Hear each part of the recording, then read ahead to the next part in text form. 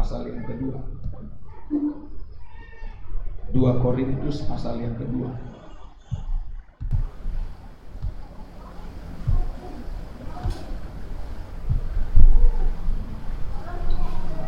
Kita baca saudara dari ayat yang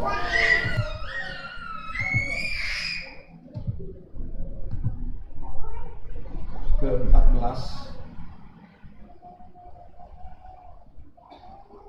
sampai dengan 17.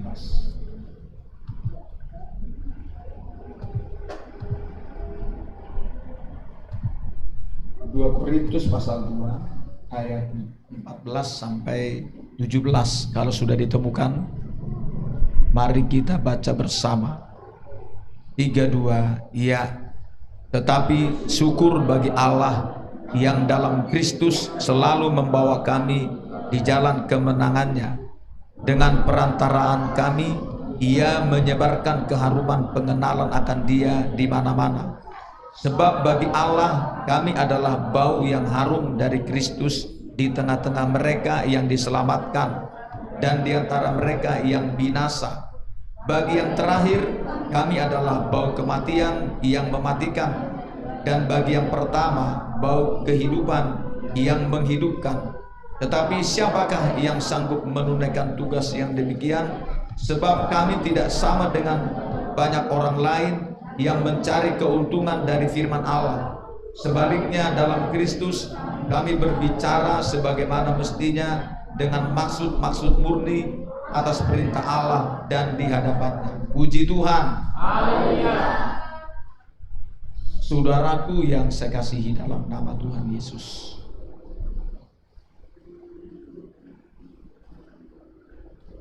Paulus, kita tahu saudara, sebelum dia bertobat pada masa muda, dia adalah seorang yang memiliki pengetahuan tentang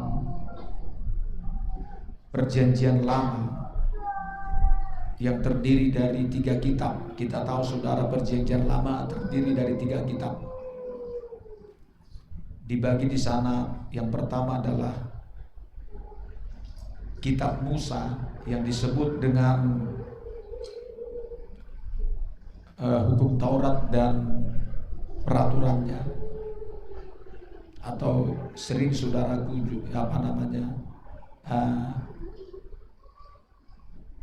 di sana kitab itu terdiri dari 5, baik dari Kejadian, Keluaran, Imamat, Bilangan, dan Ulangan. Lalu kitab yang kedua adalah Kitab Mazmur, yang di sana banyak hamba Tuhan yang mencatatnya, terutama yaitu Raja Daud, sekitar 2/3 dari kitab Mazmur dia mencatat. Lalu yang ketiga adalah kitab para nabi, itu penjelasan Tuhan Yesus dalam kitab Lukas 24 bahwa kitab Perjanjian Lama terdiri dari 3 kitab. Rasul Paulus, saudaraku, menguasai yaitu terutama jalan cerita dari 3 kitab suci ini, saudara.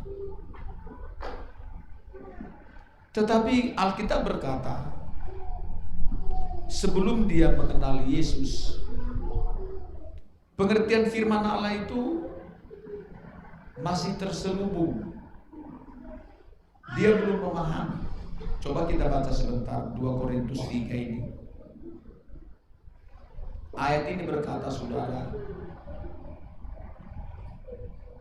2 Korintus 3 ayat yang ke-12 sampai dengan 16. 3:2, ya. Karena kami mempunyai pengharapan yang demikian, maka kami bertindak dengan penuh keberanian, tidak seperti Musa yang menyelubungi mukanya supaya mata orang Israel jangan melihat hilangnya cahaya yang sementara itu. Tetapi pikiran mereka telah menjadi tumpul, sebab sampai pada hari ini selubung itu masih tetap mengelubungi mereka jika mereka membaca perjanjian lama itu tanpa disingkapkan, karena hanya Kristus saja yang dapat menyingkapkannya. Bahkan sampai pada hari ini, setiap kali mereka membaca kitab Musa, ada selubung yang menutupi hati mereka. Tetapi apabila hati seorang berbalik kepada Tuhan, maka selubung itu diambil daripada saudara. Di sini firman Tuhan berkata, Paulus menjelaskan tentang orang yang hidupnya di bawah hukum Taurat atau di perjanjian lama. Ada selubung, saudaraku, yang menutupi hati mereka ketika mereka membaca kitab itu sampai hari ini, termasuk orang Kristen. Kalaupun dia berkata saya sudah jadi Kristen, tapi saudara, kalau dia belum seperti ayat 16 ini, hatinya belum berbalik kepada Tuhan atau bertobat, maka selubung itu tetap ada di dalam dirinya. Kata ayat 16, selubung itulah yang menutupi pengertian firman yang terkandung dalam pembacaan Alkitab ini, saudara. Sampai hari ini ada selubung. Di samping itu juga kita tahu firman Tuhan ini termeterai. Kata kitab Yesaya pasal 28 maupun di dalam kitab yaitu Daniel pasal 12 ayat 4, juga di dalam kitab Wahyu pasal yang ke-6 Wahyu pasal 5. Termeterai, arti termeterai tidak bisa, saudaraku, ketika membaca firman itu, mereka nggak bisa mengambil apa itu arti dari firman itu.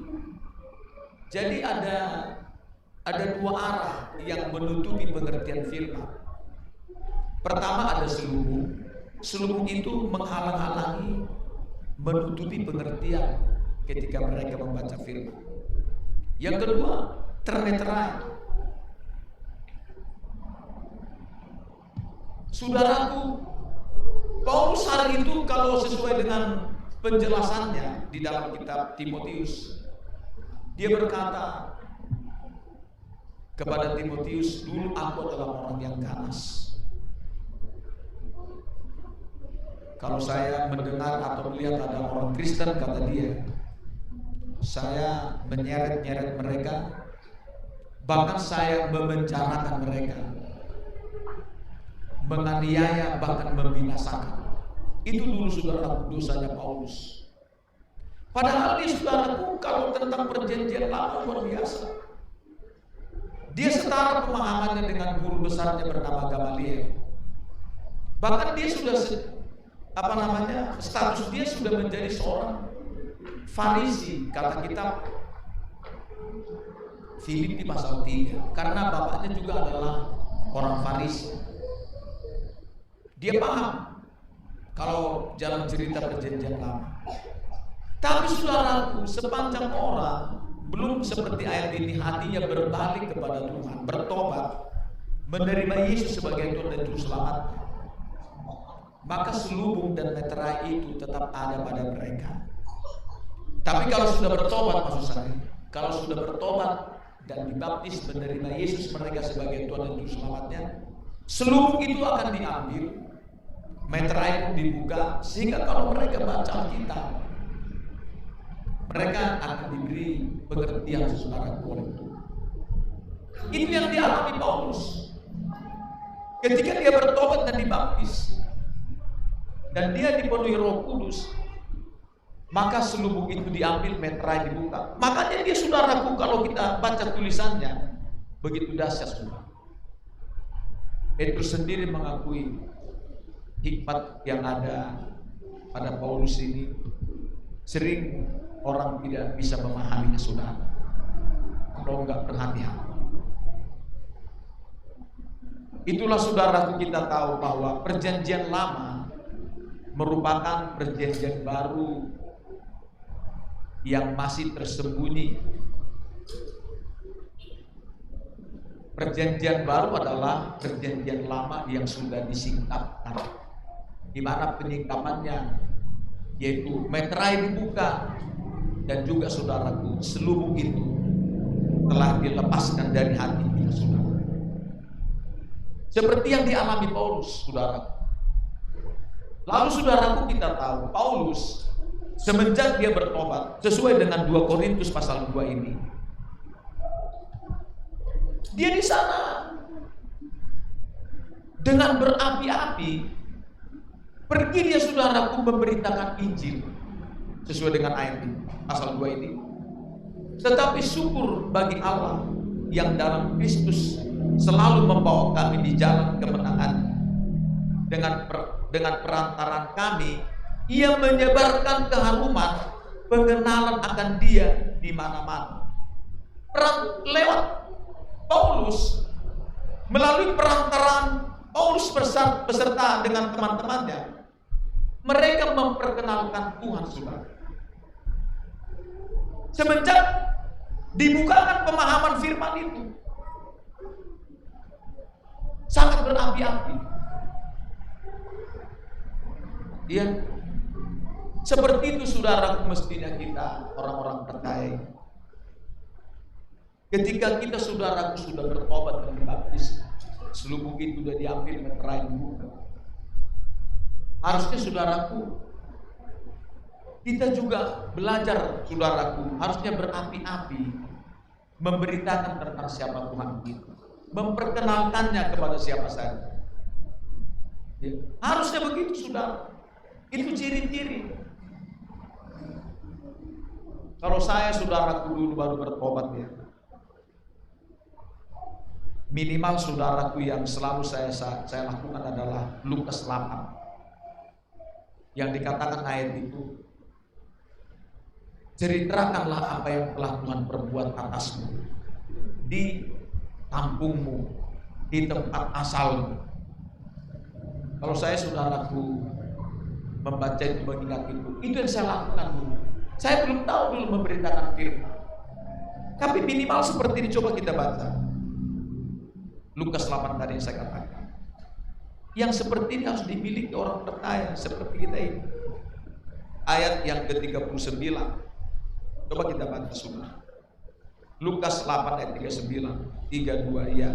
Pulanglah ke rumahmu dan ceritakanlah segala sesuatu yang telah diperbuat Allah atasmu. Orang itu pun pergi mengelilingi seluruh kota dan memberitahukan segala apa yang telah diperbuat Yesus atas diri.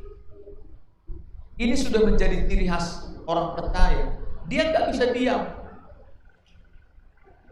Dia nggak bisa diam.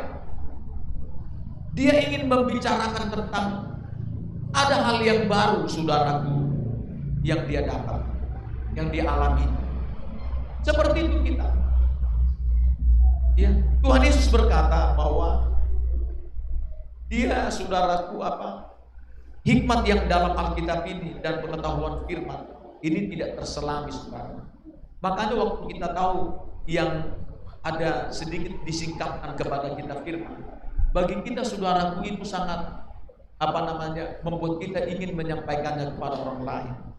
Sama seperti kalau kita punya barang baru, ya. Kalau kita punya barang baru, katakanlah motor, gitu, ya. Kita ingin, saudaraku, supaya, maaf kata ya, kalau bahasa ini, ya, orang lain kalau melihat kita, ada motor, kita ingin memperlihatkan. Iya. Kita ingin memperlihatkan, apalagi kita pergi kemana. Ada, saudaraku, pikiran kita seperti itu. Karena itu hal yang baru. Seperti itu, saudaraku, Tuhan selalu memberi hal-hal yang baru. Penyingkapan firman kepada kita membuat kita, saudaraku, ingin menyaksikannya, memberitahukannya kepada orang lain. Kita tidak boleh, saudaraku, berdiam diri. Kita harus menyampaikan firman. Kalau, saudaraku, saya baca tentang Paulus ini, apa yang dia terima, penyingkapan firman Tuhan serta pengalamannya, dia selalu, saudara, bersaksi dengan penuh keberanian. Saudaraku, seperti di sini dikatakan, ia menyebarkan keharuman pengenalan akan Dia di mana-mana. Ini artinya saudaraku, Paulus di sana dia sudah mulai menjadi, yaitu hidupnya sebagai persembahan. Alkitab berkata, hidup kita harus menjadi persembahan, saudara. Persembahan ini dikatakan, yaitu baunya itu ada dua. Bau yang harum ini ada dua, saudaraku, yang menjadi dampaknya bagi orang yang mendengar. Pertama, bau harum bagi mereka yang, yaitu dikatakan di sini, yang diselamatkan, maka itu dikatakan saudaraku di sini, ya, ayat yang ke-15. Sebab bagi Allah kami adalah bau yang harum dari Kristus di tengah-tengah mereka yang diselamatkan dan di antara mereka yang binasa. Bagi yang terakhir kami adalah bau kematian yang mematikan, dan bagi yang pertama bau kehidupan yang menghidupkan. Orang percaya, saudaraku, sudah dipercaya. Bau yang harum ini berdampak dua. Ada bau harum ini mendatangkan bagi mereka yang menolak pengenalan tentang Yesus ini akan membawa kepada kematian. Tapi mereka, saudaraku, yang menerima, maka bau yang harum ini akan menghidupkan mereka. Artinya membuat mereka bertobat, membuat mereka mengalami kehidupan Tuhan di perjalanan mereka, saudara.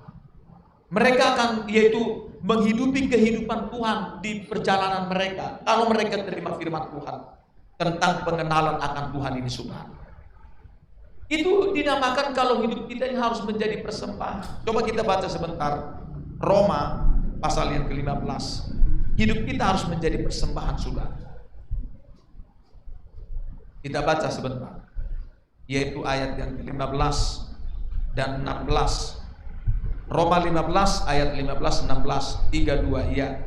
Namun karena kasih karunia yang telah dianugerahkan Allah kepadaku, aku di sana sini dengan agak berani telah menulis kepadamu untuk mengingatkan kamu, yaitu bahwa aku boleh menjadi pelayan Kristus bagi bangsa-bangsa bukan Yahudi dalam pelayanan pemberitaan Injil Allah, supaya bangsa-bangsa bukan Yahudi dapat diterima oleh Allah sebagai persembahan, sebagai persembahan yang berkenan kepadanya, yang disucikan oleh Roh Kudus. Kita adalah bangsa bukan Yahudi. Setelah kita, saudaraku, disucikan oleh pekerjaan Roh Kudus, melalui saudaraku Roh Kudus mengerjakan kita insaf dari dosa-dosa kita. Lalu kedua, Roh Kudus mengerjakan pembaptisan. Lalu Roh Kudus juga mengajar kita tentang firman Allah, siapa Yesus itu. Dan setelah saudaraku kita disucikan oleh Roh Kudus ini, Dia ingin supaya kita menjadi persembahan, kata ayat ini, saudara, tadi. Supaya bangsa bukan Yahudi dapat diterima oleh Allah sebagai persembahan.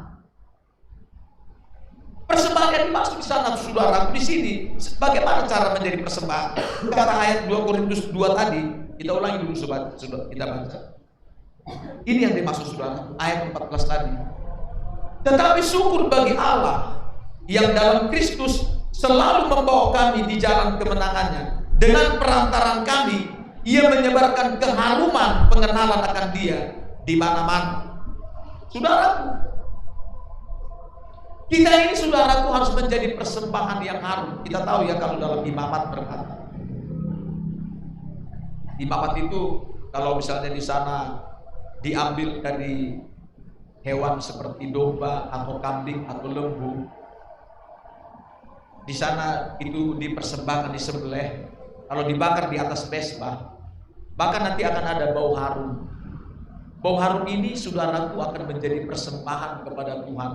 Dan Tuhan senang dengan Dia, saudaraku, mencium bau harum ini, saudara. Menjadi bau yang wangi, dupa yang wangi, yang menyenangkan bagi Dia. Dan ini, saudaraku, persembahan ini merupakan santapan Tuhan.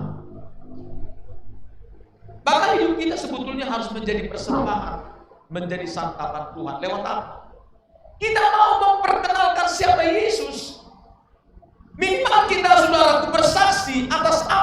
Tuhan berbuat kepada kita. Seperti Lukas 8 tadi. Hidup kita harus menjadi persembahan yang harum. Yang harum, saudara. Kalau saya ulangi dulu baca buat kita dulu, Bilangan pasal 28. Bilangan 28, saya ulangi dulu sama kita. Saya tertarik dengan ayat ini, saudara.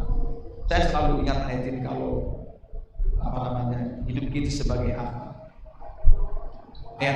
Ayat 1 dan 2 berkata, Tuhan berfirman kepada Musa, perintahkanlah kepada orang Israel dan katakanlah kepada mereka dengan setia dan pada waktu yang ditetapkan, haruslah kamu mempersembahkan persembahan dan persembahan kepadaku sebagai santapanku berupa korban api-apian yang baunya menyenangkan bagiku. Lihat, persembahan itu adalah santapan. Dan hidup kita ini harus menjadi persembahan yang menjadi santapan Tuhan. Saya teringat, saudaraku, ketika Yesus dia mengalami lapar, dia melihat dari jauh ada pohon ara yang daunnya lebat, saudara. Tapi ketika datang Tuhan di sana makin dekat, dilihatnya kok cuma daun-daun saja. Kok tidak ada buah untuk dimakan, saudaraku, santapan. Akhirnya, saudaraku, dia mengutuk pohon itu tidak boleh berbuah lagi. Saudaraku, kita itu digambarkan seperti pohon yang harus berbuah, di mana buahnya ini menjadi santapan. Buahnya itu menjadi persembahan, saudara, kepada Tuhan, santapan Tuhan. Hidup kita harus berbuah menjadi santapan Tuhan, menjadi persembahan, kata firman ini, saudara. Yaitu dengan cara apa kita menjadi persembahan ini? Kita harus memperkenalkan Tuhan di mana-mana. Dimulai, saudaraku, kalau dalam kitab Kisah Para Rasul pasal pertama berkata, dari Yerusalem dulu, Yudea yang kedua, baru Samaria, bahkan ke ujung bumi. Yerusalem kan menggambarkan sesama orang Kristen, tapi walaupun orang Kristen banyak yang tidak bertobat di sana seperti dulu. Tuhan Yesus pertama kali memberitakan Injil itu di Yerusalem kepada keluarganya secara jasmani.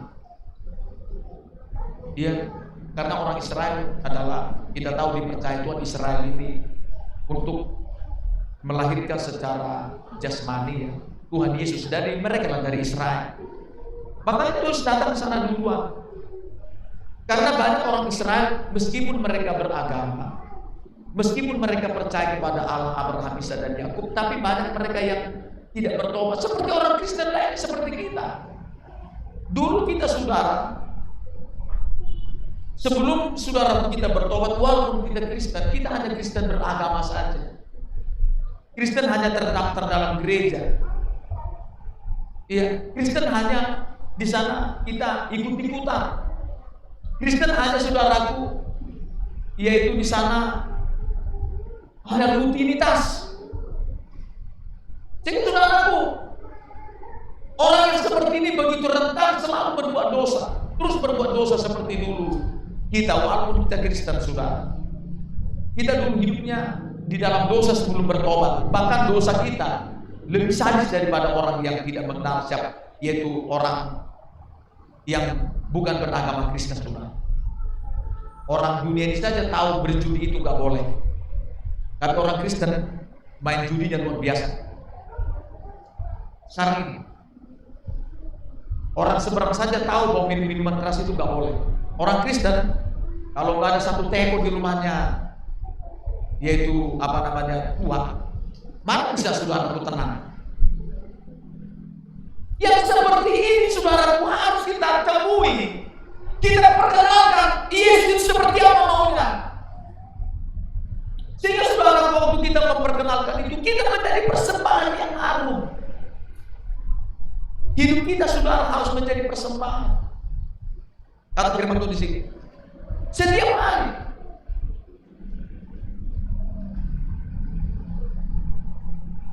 Yaitu dengan memperkenalkan siapa Tuhan.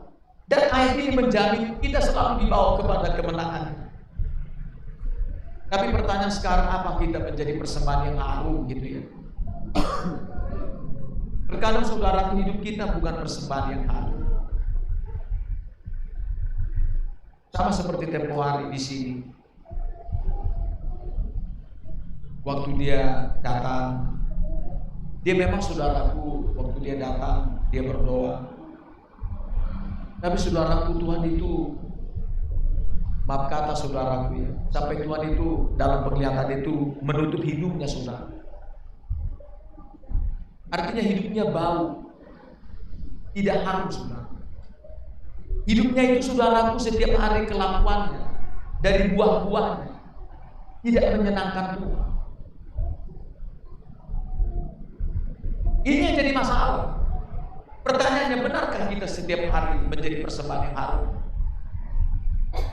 Terutama saudaraku, dimulai dari di tengah-tengah keluarga kita, kenalan kita, apalagi saudaraku seperti kita, komunitas kita ini, Gereja Pentakosta Indonesia Sidang Palembang ini, sesama kita. Betulkah kita saudaraku adalah memperlihatkan bahwa hidup kita adalah persembahan yang harum bagi sesama kita? Apa yang bau saudara? Kita bisa melihat dari perkataan perbuatan kita setiap hari. Apa ini saudara? Apa namanya? Kita melihat kita di persembahan yang harum. Jangan lagi sama seperti orang dunia ini, kita ini. Kalau saya baca saudara, maaf ini saya ingin saudaraku supaya kita yaitu memahami firman Tuhan ini. Coba kita baca dalam kitab 2 Korintus 4 ini. Saya sangat dengan firman ini sangat dahsyat ini. Ya, coba kita baca 2 Korintus 4. 2 Korintus 6 ayat yang ke 3 sampai 10. Lihat kata-kata ini sangat dahsyat ini. 2 Korintus 6 ayat 3 sampai 10. 3:2 ya. Dalam hal apapun kami tidak memberi sebab orang, itu lagi. Dalam hal apapun kami tidak memberi sebab orang tersandung, supaya pelayanan kami jangan sampai dicela. Sebaliknya dalam segala hal kami menunjukkan bahwa kami adalah pelayan Allah, yaitu dalam menahan dengan penuh kesabaran, dalam penderitaan, kesesakan, kesukaran, dalam menanggung dera, dalam penjara dan kerusuhan, dalam berjerih payah, dalam berjaga-jaga dan berpuasa, dalam kemurnian hati, pengetahuan, kesabaran dan kemurahan hati, dalam Roh Kudus dan kasih yang tidak munafik, dalam pemberitaan kebenaran dan kekuasaan Allah, dengan menggunakan senjata-senjata keadilan untuk menyerang atau untuk membela, ketika dihormati dan ketika dihina, ketika diumpat atau ketika dipuji, ketika dianggap sebagai penipu namun dipercayai, sebagai orang yang tidak dikenal namun terkenal, sebagai orang yang nyaris mati dan sungguh kami hidup, sebagai orang yang dihajar namun tidak mati, sebagai orang yang berduka cita namun senantiasa bersuka cita, sebagai orang miskin namun memperkaya banyak orang, sebagai orang tak bermilik sekalipun kami memiliki segala sesuatu. Lihat ayat ini.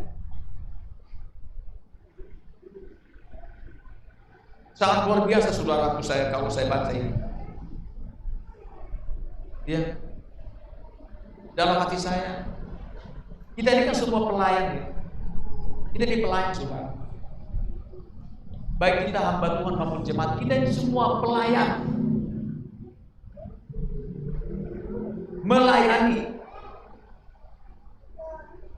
Sebagai pelayan di sini antara apa? Ingin kita memperkenalkan siapa Tuhan lewat pemberitaan firman, lewat kesaksian dan lain-lain. Di sana mereka akan melihat kita saudaraku dari perkataan perbuatan kita. Dan kalau melayani, ayat 3 berkata, dalam hal apapun kami tidak memberi sebab orang tersandung, supaya pelayanan kami jangan sampai dicela. Ini perlu ada pengajaran kepada kita. Memang saudara, terus terang saja, kita ini kan terus terang saja banyak kita ini kelemahan, masih lemah, masih banyak proses kita ini untuk bagaimana kita menjadi persembahan yang harum. Saya juga begitu, saudara. Ini firman ini dua arah ini. Saudara jangan berkata, saya dari sini menghakimi, tidak. Firman ini pedang bermata dua, tajam, mengarah kepada saya, juga mengarah kepada saudara. Artinya berlaku bagi saya dan saudara firman. Kita adalah pelayan Tuhan. Dan Paulus ini berkata, dia menahan dengan segala kesabaran dalam penderitaan, kesesakan, berjerih payah, menanggung derang. Begitu luar biasa kata-katanya.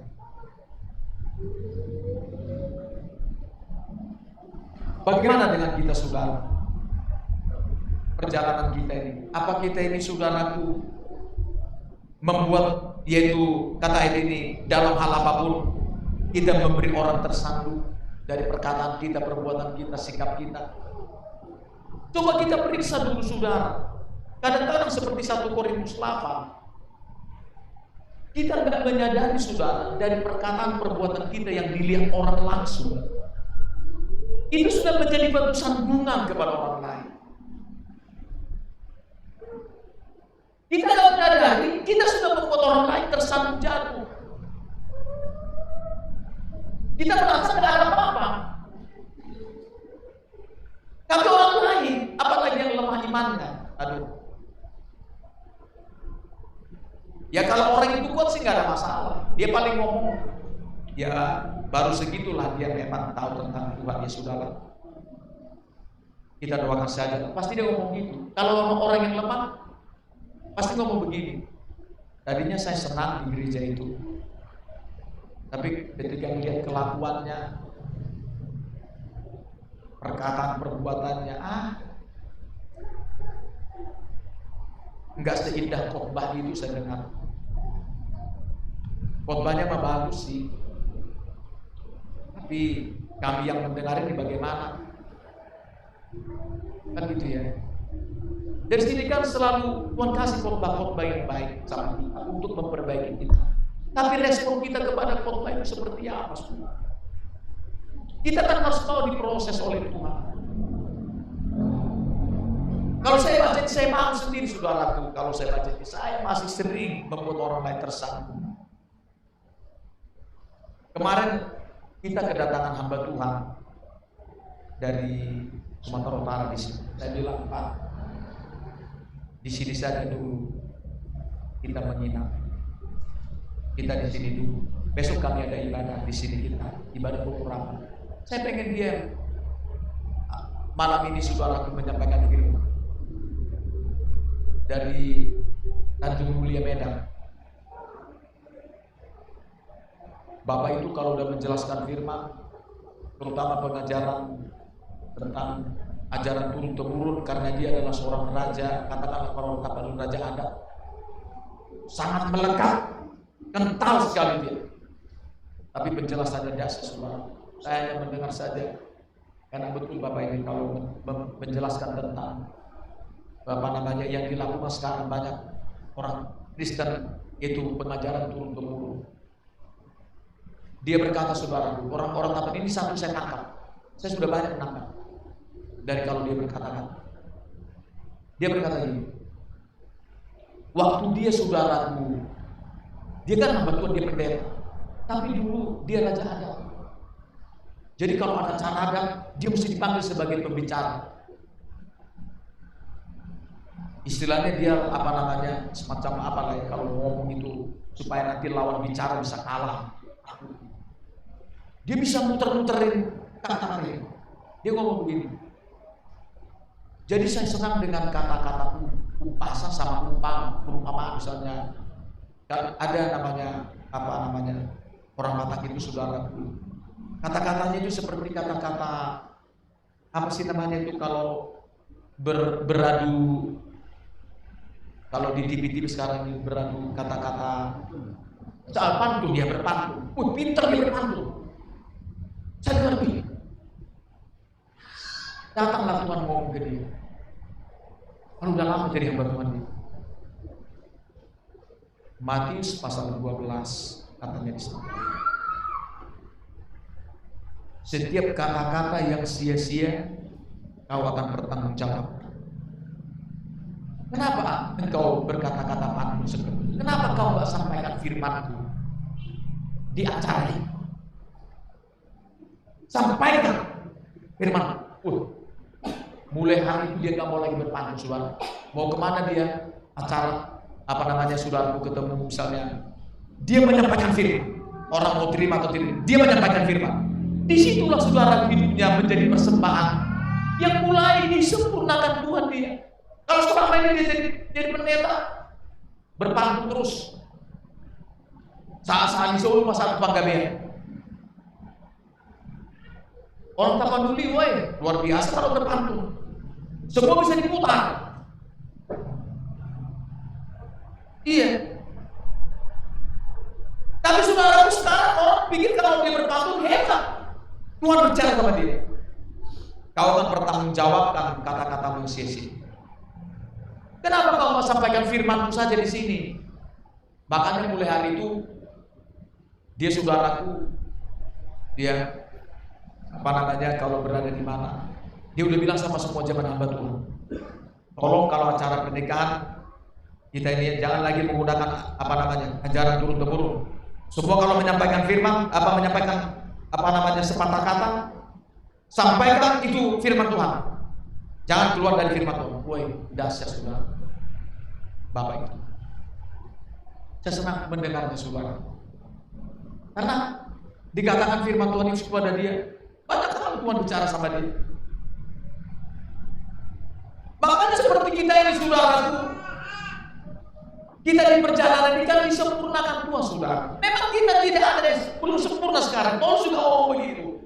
Tapi maulah kita saudaraku dibentuk. Jangan lagi tinggal saudaraku. Kalau dari tegur kita dari apa yang membuat kita tidak berbuah, belajar berkata ya dan amin kepada firman. Jangan kita saudaraku sangka kita tolak. Kita berkata yang kita lakukan itu sudah cukup. Padahal masih jauh saudara. Paulus yang sudah begitu dahsyat saja tahu firman Tuhan, dia berkata masih banyak hal yang perlu dia benahi dalam hidupnya. Iya, kalau saya baca tentang Paulus ini, di sini lihat ini, dalam hal apapun, kata-kata ini, hal apapun, kami tidak memberi sebab orang tersandung supaya pelayanan kami jangan sampai dicela. Kita ini sudah, apalagi ya terus terang saja, misalnya orang yang baru bertobat, yang baru datang, ini kita harus waspada, hati-hati. Bagaimana supaya saudaraku dirasakan memang kita ini adalah persembahan yang harum. Kalau harum kan pasti dicium orang ya. Oh mana itu yang harum, misalnya kalau seperti di TV, baru kopi apa itu, diseduh di belakang, langsung dia bangun saudaraku dari tidur, bangun dia mana kopi itu. Seperti itu saudaraku hidup kita. Ketika orang melihat saudaraku cara hidup kita, itu adalah persembahan yang harum. Orang mencium, harum betul ya gereja itu ya. Orang-orangnya di sana luar biasa ya. Orangnya santun, sopan, ramah, suka menyapa. Karena seperti itu kita. Sehingga kita menjadi persembahan yang harum setiap hari saudara. Sehingga orang misalnya kayak kita lah di kantor, kan takut kita kalau dicela orang. Gimana ini? Katanya pendeta, pulangnya keduluan. Malu saya semua. Iya, malu saya. Makanya saya berjuang tepat waktu saya pulang. Iya.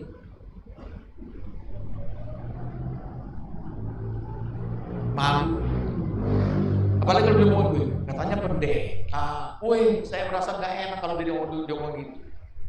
Katanya orang Kristen, kok hidupnya sama aja dengan saya, malah lebih parah tuh ngomongnya. Ngomong kasar, ngomong pedas,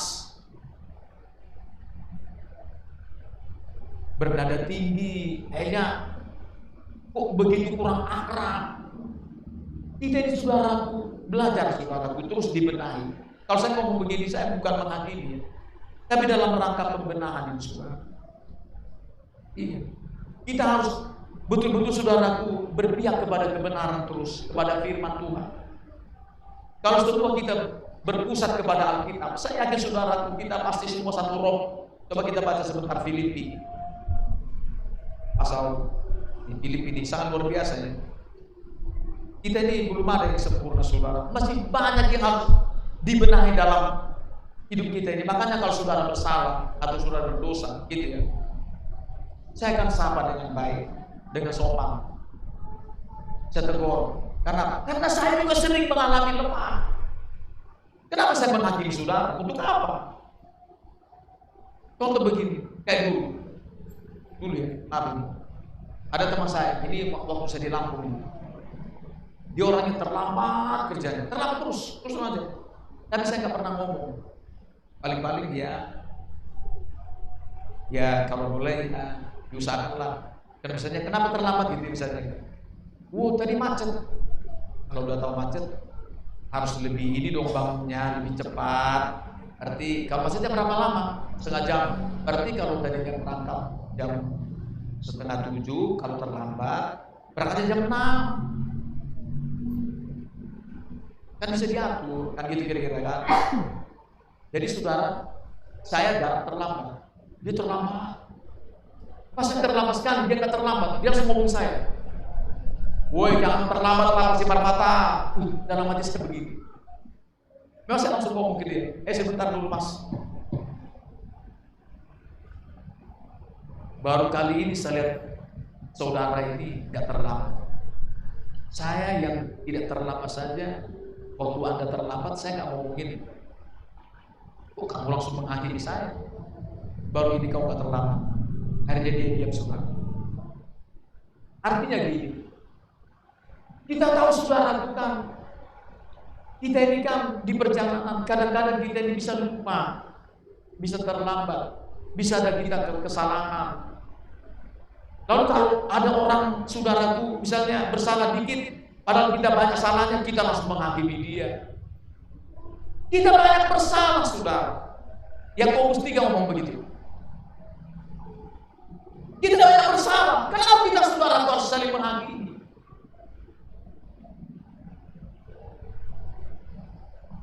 Mari kita membenahi diri saudaraku lewat firman Tuhan. Saudara kalau rajin baca Alkitab, yakin saya pasti dibenahi. Iya, makanya saya sering, ini kalau kayak gini modelnya jarang baca Alkitab. Jarang. Coba kalau baca Alkitab itu kan membaca dia. Kalau baca Alkitab kan Tuhan sedang bicara ke kita. Kalau berdoa kita bicara ke Tuhan. Kalau Tuhan bicara lagi baca Alkitab, kita akan dibenahi. Firman ini hidup. Firman ini hidup, berkuasa, mampu mengubah kita. Mampu mengubah kita, saudara. Belajar ini. Ya kita belajar semua. Kita seorang pun kita di sini, apa namanya, pasti kita pernah bersalah.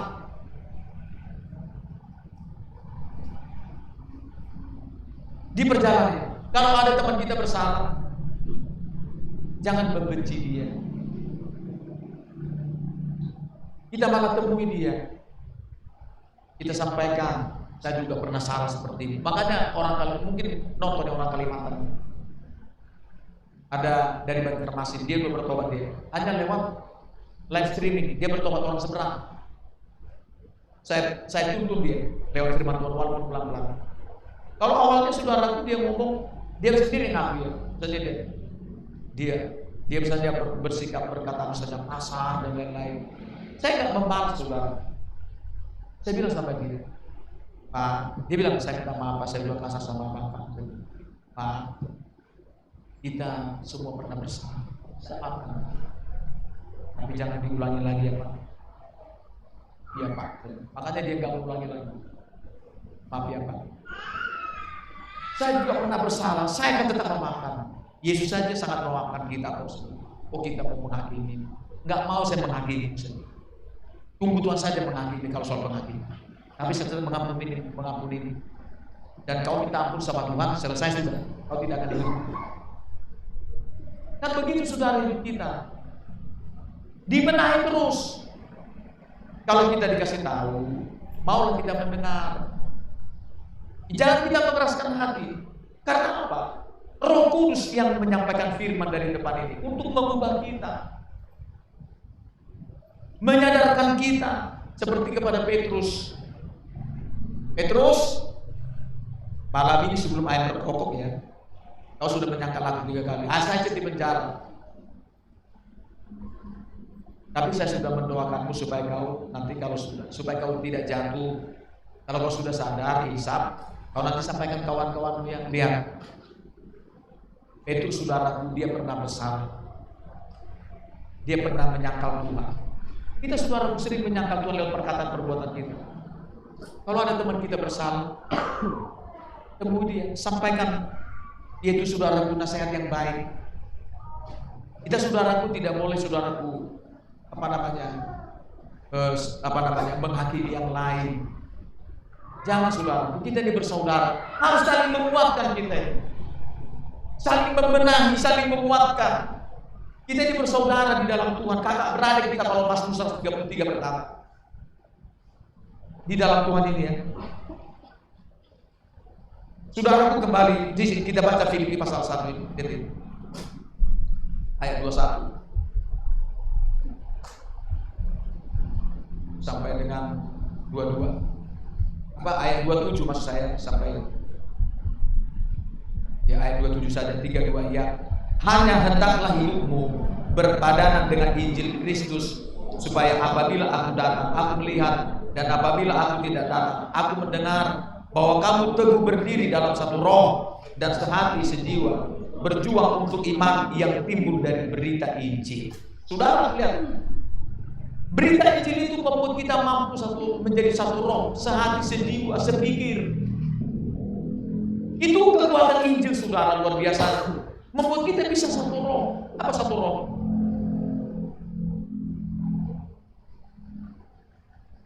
Kita ini bisa seirama, selaras dengan satu kita semua. Dan kalau kita berpusat kepada Injil, kalau semua kita sesuai dengan Injil firman Allah ini, kita menjadi pelaku di dalamnya. Kita satu roh. Karena barang siapa mengikatkan dirinya dengan Tuhan, yaitu caranya mengikatkan dirinya dengan menjadi pelaku firman, di mana firman itu juga adalah roh dan hidup. Sehingga roh kita menyatu dengan roh dan hidup, sehingga kita menjadi satu roh dengan Tuhan. Lalu kita tahu semuanya satu roh dan juga satu roh di dalam Tuhan, saudara. Sehingga saudaraku, misi dan visinya Tuhan akan tercapai.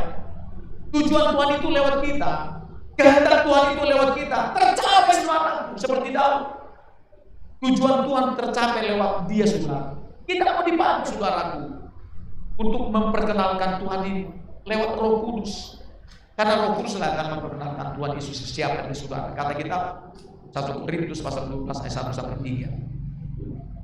Kalau sama-sama saudara Roh Kudus pada kita ini, kita turuti dia, kita tunduk pada dia, saya yakin saudara, semua kita akan menjadi satu roh, sehingga kita selaras, seirama, sehati, sejiwa, sepikir, dalam rangka mulai sudah kita kerjasama memperkenalkan Tuhan ini, supaya kita menjadi persembahan yang harum. Yang dikatakan itu, kalau orang menolak, kalau orang menerima yang kita perkenalkan tentang Yesus, mereka menjadi bertobat dan hidup di dalam Tuhan. Kalau mereka menolak, maka akan menjadi kematian buat dia. Kata firman Tuhan saudara, itu sebabnya kita berjuang, kita rendah hati saudara.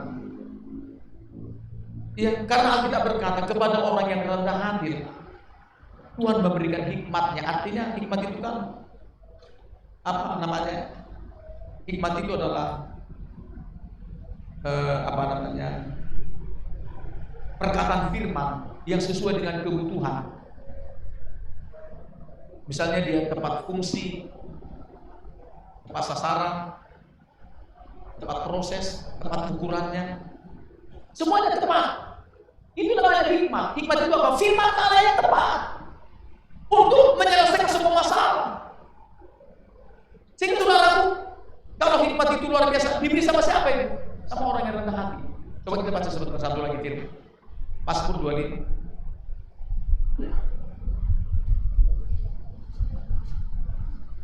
Dan kata-kata ini, saya yakin kalau kita semua rendah hati, luar biasa firman.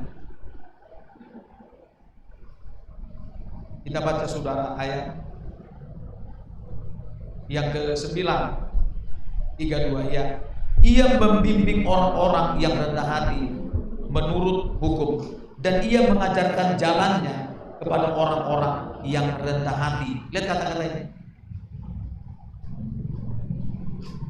Ia mengajarkan jalannya, firman-Nya, perkataannya kepada siapa? Rendah. Apa rendah hati di sini? Rendah hati artinya saudara, bahwa tanpa Tuhan, tanpa firman Allah, dia nggak ada apa-apanya. Makanya saudara, misalnya kalau khotbah, contoh ya, kayak kita di Batu Raja melayani misalnya khotbah. Saya saudara, walaupun pendeta, saya sering merupakan kalau saya ini seorang pendeta. Karena apa? Misalnya saya meminta sama Tuhan itu, Tuhan firman yang masih sampaikan. Kemarin kau kasih, sekarang kalau kau nggak kasih juga saya nggak bisa apa-apa di ibadah di sini, tolong saya. Jadi saya hanya mengharapkan pemberian Tuhan, saudara, terus saja. Pemberian Tuhan itu sama siapa? Yang rendah hati, bukan dibilang sama pendeta, tidak. Yang rendah hati. Artinya nanti saya ini nggak bisa apa-apa Tuhan tanpamu. Firman yang masih sampaikan, nggak ngerti saya Tuhan.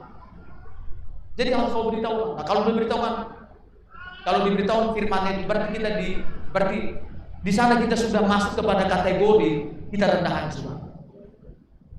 Tapi kalau dia nggak beritahu kita, lalu kita nanti menyampaikan firman, itu dari pikiran kita, ujungnya membawa kepada kesombongan semua. Terus terang saja. Yang bukan pemberian Tuhan, kalau kita mengerjakannya, itu bisa menjadi kesombongan semua. Tapi kalau itu pemberian Tuhan, kita akan bilang, kesanggupanku adalah pekerjaan Tuhan. Di luar Tuhan, aku nggak bisa apa-apa. Kan begitu saudara mestinya. Sehingga Tuhan itu selalu memberi kepada kita, memberi hikmatnya, yaitu firman Allah yang tepat ukuran, tepat fungsi, tepat sasaran, tepat prosesnya ketika dia menyampaikan. Itu namanya hikmat saudara. Sebab itu saudara, malam ini Roh Kudus yang mengerjakan semua di dalam kita, memberi kita saudara hikmat ini, untuk nanti kita menjadi persembahan yang harum. Sehingga yang kita lakukan adalah hikmat-hikmatnya Tuhan, tepat sasaran, tepat fungsi, tepat proses, tepat ukuran, ya, tepat waktu kepada mereka.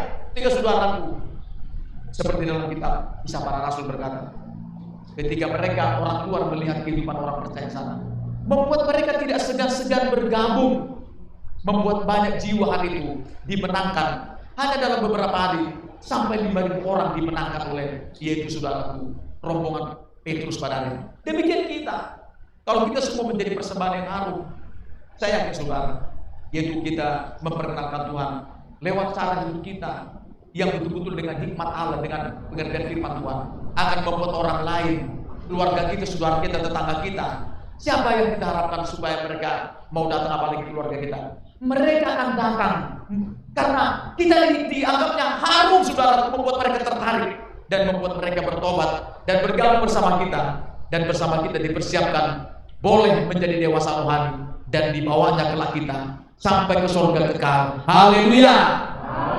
Amin.